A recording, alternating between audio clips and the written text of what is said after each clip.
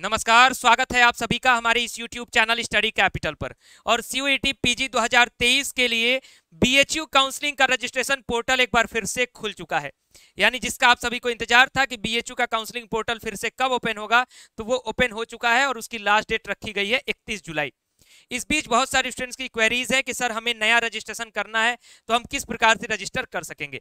तो आज मैं आपको BHU का जो ऑफिशियल पोर्टल है वो ओपन करके आपको दिखाऊंगा, पूरा स्टेप बाय स्टेप समझाऊंगा प्रोसेस की, क्या प्रोसेस फॉलो करते हुए आपको BHU में काउंसलिंग करानी है।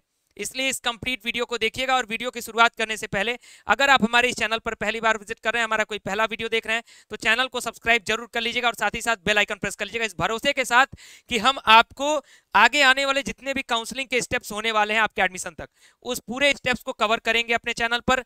कट ऑफ जब जब आएगी, हर जितने भी रेंज की कट ऑफ आती जाएगी, हर एक सब्जेक्ट की हम आपको अपडेट करते चलेंगे। कोर्स एलोकेशन जो कि आपके लिए एक नया शब्द लग रहा है, यानी आपका सब्जेक्ट अलॉटमेंट जब होगा उसकी अपडेट हम आपको करेंगे। फीस पेमेंट कैसे करना है उसकी अपडेट करेंगे जब आपका एडमिशन होने लगेगा तब।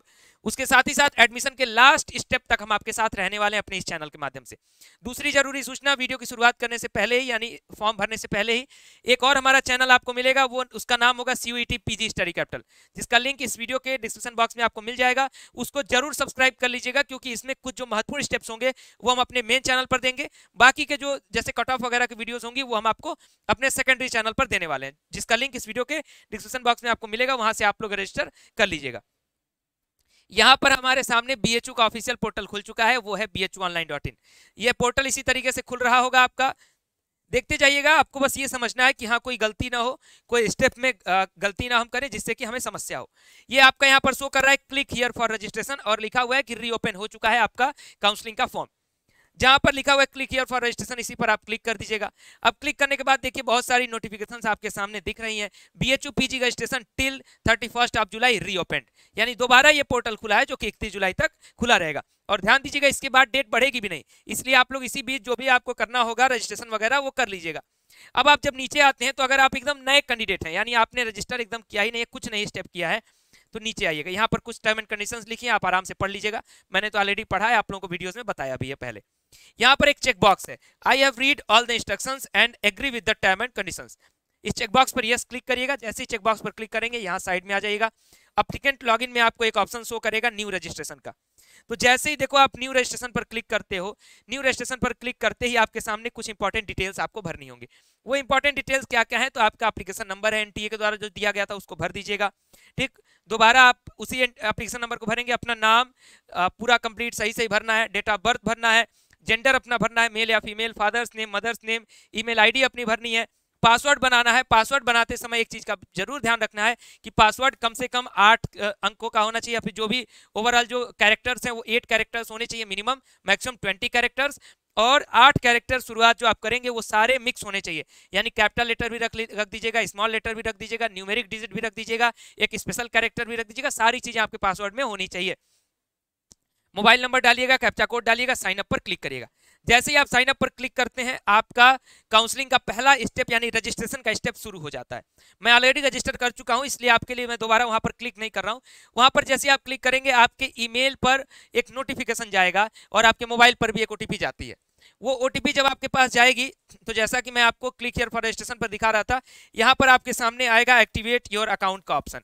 ठीक, ये एक्टिवेट योर अकाउंट का जो ऑप्शन आएगा उसमें OTP वगैरह डाल करके आपको सारी चीजें वेरीफाई कर लेनी है। अब जब सब कुछ आप वेरीफाई कर लेते हैं, एक बार फिर से आप पोर्टल पर वापस आ जाएंगे। पोर्टल पर वापस आने के बाद अब आपने जिस ईमेल आईडी से लॉगिन किया है, इस लॉगिन पर क्लिक करिएगा। जो आपने ईमेल आईडी डाली थी वो ईमेल आईडी यहाँ पे डाल दीजिएगा। जैसा कि मैं जिस ईमेल आईडी से लॉगिन किया था पहले, उसी ईमेल आईडी को डाल चुका हूँ। ठीक है, यहाँ ईमेल आईडी हम डाल देते हैं। अब देखिए मैं क्यों कह रहा हूँ कि मैं पहले ही लॉगिन कर चुका हूँ, क्योंकि मैंने आप सभी के लिए जब पहले भी फॉर्म खुला था उस समय भी मैं वीडियो बनाया था। जो स्टूडेंट उस समय रजिस्टर किए हैं उस समय मेरा वीडियो आप लोगों ने देखा होगा। जो अभी कर रहे हैं उनके लिए अभी बना रहा हूं। तो लॉगिन मैं पहले ही कर चुका हूं, इसलिए आप लोग को मैं दोबारा लॉगिन नहीं दोबारा रजिस्टर नहीं किया हूं। दोबारा लॉगिन करके सब कुछ दिखा देता हूं। जैसे ही आप लॉगिन करेंगे एंड सबमिट पर क्लिक करेंगे, आपके सामने कुछ इस तरीके से ये जो डैशबोर्ड है BHU के काउंसलिंग का वो आपके स्क्रीन पर खुल जाएगा। कुछ महत्वपूर्ण स्टेप्स आपको शो करेंगे। यहाँ शो करेगा rules and regulation, my application, preview form, make payment, course preference. अब इसमें करना क्या होगा, जो लोग शुरुआत से कर रहे होंगे, यानी मैंने बोला कि आप रजिस्टर करके आए तो सबसे पहले ये रूल्स एंड रेगुलेशन वाले पर क्लिक करिएगा। रूल्स एंड रेगुलेशन पर मैं आपको क्लिक करके दिखाता हूं कि क्या होने वाला है। चलिए, मैंने रूल्स एंड रेगुलेशन पर क्लिक किया। यहाँ पर जितने भी टर्म एंड कंडीशंस है, जो इंपॉर्टेंट नोटिसेस हैं एनटीए के द्वारा और बीएचयू के द्वारा, वो सारी नोटिसेस यहाँ पर दिखाई जा रही हैं। मतलब अगर आप अपनी सुविधा के लिए चाहे तो पढ़ सकते हैं, पढ़ना है तो पढ़िए, नहीं पढ़ना है तो आगे बढ़िए। वैसे पढ़ लेना चाहिए, लेकिन स्टूडेंट जनरली पढ़ते नहीं है, इतना काम करना नहीं चाहते हैं। वैसे वीडियोस भी हम लोग इसलिए आप सभी को बता ही देते हैं। तो यहाँ पर नेक्स्ट पेज पर क्लिक करिएगा। जैसे ही आपने नेक्स्ट पेज पर क्लिक किया, अगला आपका काम है क्या, अगला आपका काम क्या होगा, माई एप्लीकेशन का, यानी आपके एप्लीकेशन फॉर्म को आपको भरना होगा। अब एप्लीकेशन फॉर्म में क्या क्या भरना होगा मैं आपको समझा देता हूं। ये ऑलरेडी भरा हुआ फॉर्म मैं आपको दिखा रहा हूं, क्योंकि मैंने जब पहले राउंड में काउंसलिंग शुरू हुई थी उसी समय आपको भर के बता दिया था। तो यहाँ पर अभी एडिट का कोई ऑप्शन तो है नहीं, लेकिन जब मैं व्यू फॉर्म करूंगा तो हमारे सामने ये फॉर्म खुल जाएगा। ठीक, तो इसमें देखिए आपको क्या क्या भरना था। एप्लीकेशन नंबर वगैरह सब कुछ आपने पहले ही भर दिया था। इसमें आपको अपना नेशनलिटी भरनी थी, कैटेगरी आपको भरनी थी, अपने आधार का नंबर भरना था, उसके बाद जो अदर कोटा वगैरह है वो भरना था, बीएचयू का हॉस्टल चाहिए कि नहीं चाहिए, ये सारी चीजें आपको भरनी होंगी। यानी पहला आपका जो जानकारी भरनी है वो आपके पर्सनल इंफॉर्मेशन की है। साथ ही साथ आपका फोटो और आपका सिग्नेचर। मैंने फोटो किसका लगाया हुआ था, मामी डाला जगदीश कुमार जी का, क्योंकि मैं तो एक डेमो फॉर्म भर रहा हूँ, आप लोग अपना सही सही भरिएगा। ठीक हो गया आपका। ऊपर मैंने बताया कि आप अपना पर्सनल डिटेल भरिए, एड्रेस भरिए।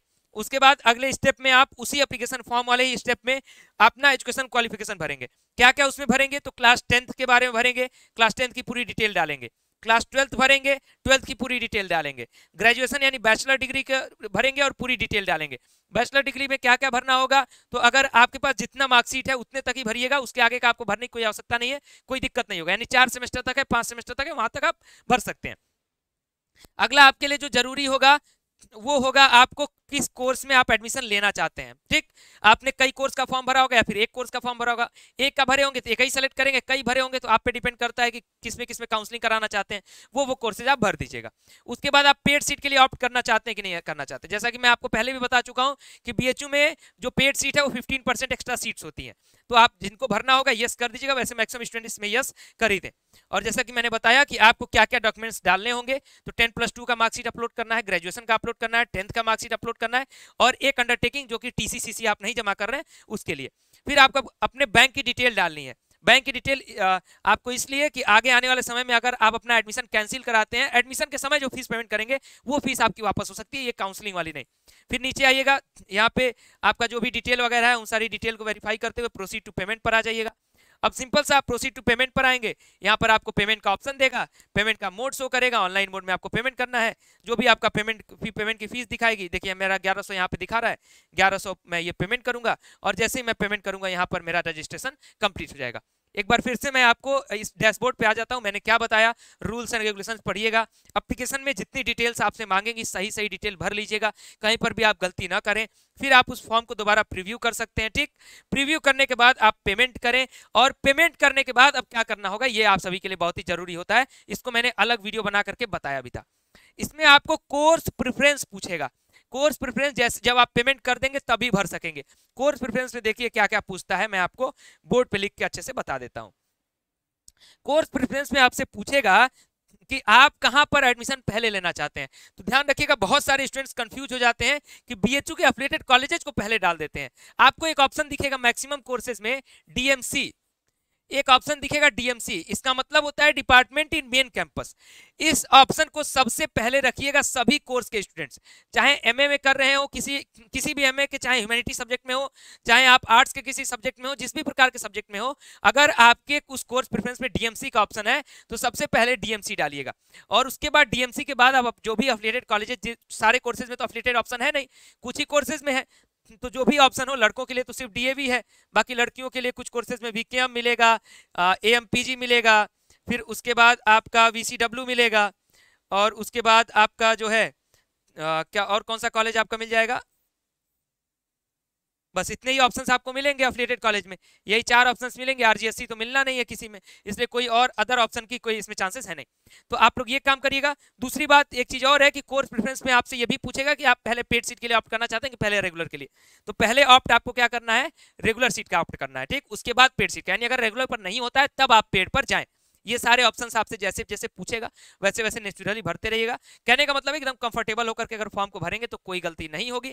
हाँ, बहुत जल्दबाजी करेंगे या किसी और से भरवाएंगे तो गलती हो सकती है, इसलिए ध्यान रखें। अगर साइबर कैफे पर जाते हैं तो भैया साइबर वाले को थोड़ी पता है कि डीएमसी क्या है और डीएवी क्या है, वो अपने मन से भर देगा सेलेक्ट ऑल करके। तो इसलिए आप लोग इस चीज का खासा ख्याल रखिएगा कि मेन कैंपस को पहले भरिएगा, क्योंकि जिनके मार्क्स अच्छे भी होते हैं, पता चला वो पहले एफिलिएटेड भर दिए तो उनको एफिलिएटेड मिल जाएगा। तो ये पूरा प्रोसेस रहा सीयूईटी पीजी 2023 के बीएचयू के काउंसलिंग का स्टेप बाय स्टेप। अगले जैसे अदर विश्वविद्यालयों की काउंसलिंग आती रहेगी मैं आपको अपडेट करता रहूंगा। पहले ये भी अपडेट पहुंचाता हूं कि फॉर्म आ गया है, रजिस्ट्रेशन कर सकते हैं, फिर ये भी बताता हूं कि कैसे करना है, और जैसा कि मैंने बताया फिर उसके बाद मैं आपके एडमिशन तक बताता रहूंगा कि कैसे आपको आगे स्टेप्स होने वाले हैं। इसके लिए हमारे चैनल को सब्सक्राइब कर लीजिए, दूसरा चैनल है उसका भी लिंक इस वीडियो के डिस्क्रिप्शन बॉक्स में, कुछ अपडेट्स उस पर जाती हैं तो इसलिए उसको भी सब्सक्राइब कर लीजिए। इन दो चैनल्स को सब्सक्राइब किए रहेंगे तो सीयूईटी पीजी में आपसे कोई गलती नहीं होगी। फिलहाल इस वीडियो को यहीं पर एंड करूंगा, वीडियो को लाइक करें, शेयर करें और चैनल को सब्सक्राइब करें। बहुत बहुत धन्यवाद, नमस्कार।